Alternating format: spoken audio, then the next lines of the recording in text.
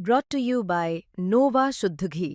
जब जब खाए दिल खुश हो जाए, सदियों का नोवा शुद्ध देसी घी, सपना स्वस्थ भारत का।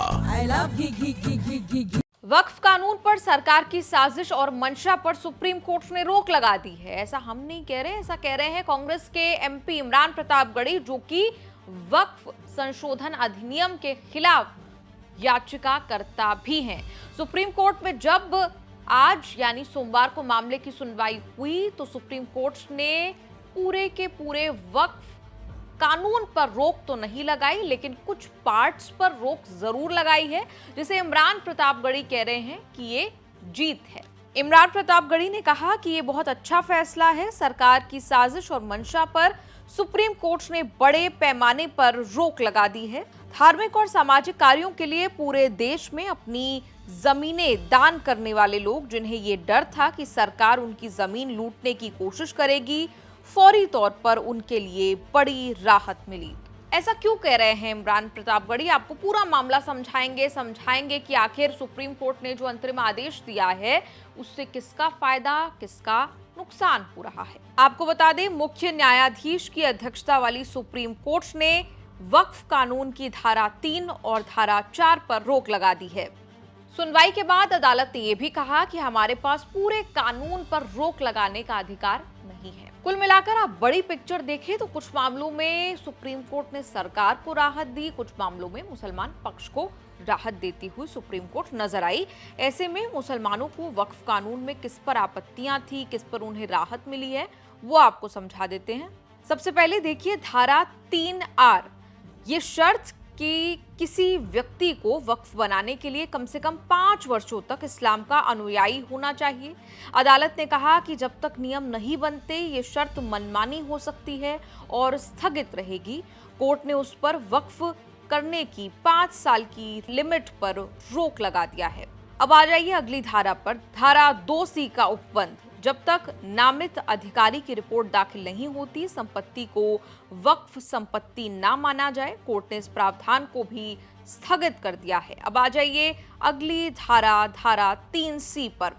कलेक्टर को संपत्ति अधिकार तय करने का अधिकार देना शक्तियों के पृथक्करण का उल्लंघन है। अंतिम निर्णय तक संपत्ति अधिकार प्रभावित नहीं होंगे और वक्फ को कब्जे से वंचित नहीं किया जाएगा। अब आ जाते हैं एक और अहम नियम पर। बता दें कि गैर मुस्लिम सदस्यों की सीमा की यहाँ बात हो रही है। वक्फ बोर्ड में 3 से ज्यादा गैर मुस्लिम सदस्य नहीं होंगे और कुल 4 से ज्यादा नहीं हो सकते।